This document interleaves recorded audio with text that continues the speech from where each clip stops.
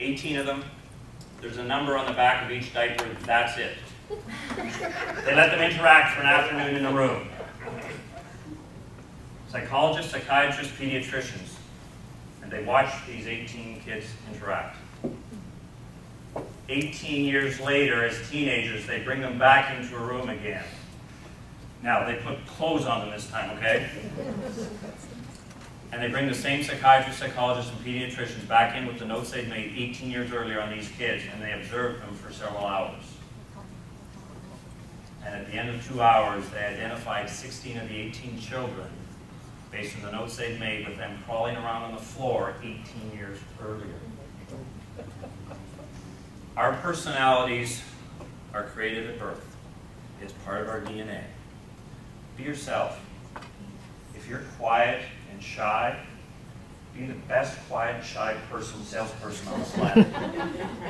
If you're loud and boisterous, be the best loud and boisterous. Be Robin Williams and be the best in your business and in your life. But be yourself. Remember what I told you at the start. The sales game is all about trust and relationship. You build that immediately. My two friends up in front here. You build that immediately by being yourself and coming in, and we were talking about this. The minute you're yourself, people will talk to you. And you just got to ask the right questions. But the minute you're not yourself, the minute you're Herb Tarlick, hey sweetheart, Corey, nice to see you today. The minute that game starts, I'm done. Okay? That was a Herb Tarlick way of doing it. It didn't work in the bar. It does not work in business. Be yourself. And be comfortable with that. And then go and talk to your customers. Remember what I said. Quit reading the newspapers, quit listening to the media, and go out and talk to your customers. And part of that comes from what questions are you asking your customers? You got to think about those.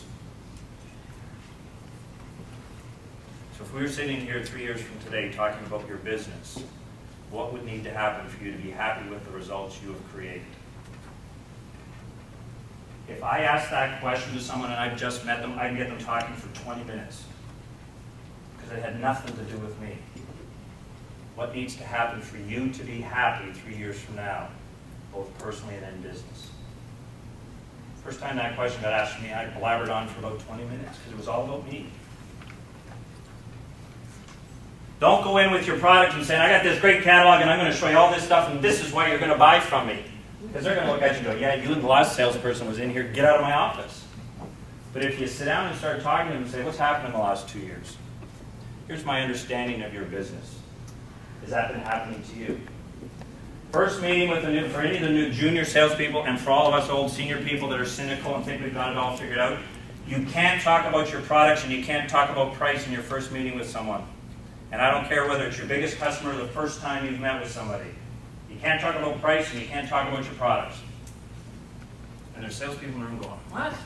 Then I got nothing to talk about. That's why you're not being successful right now.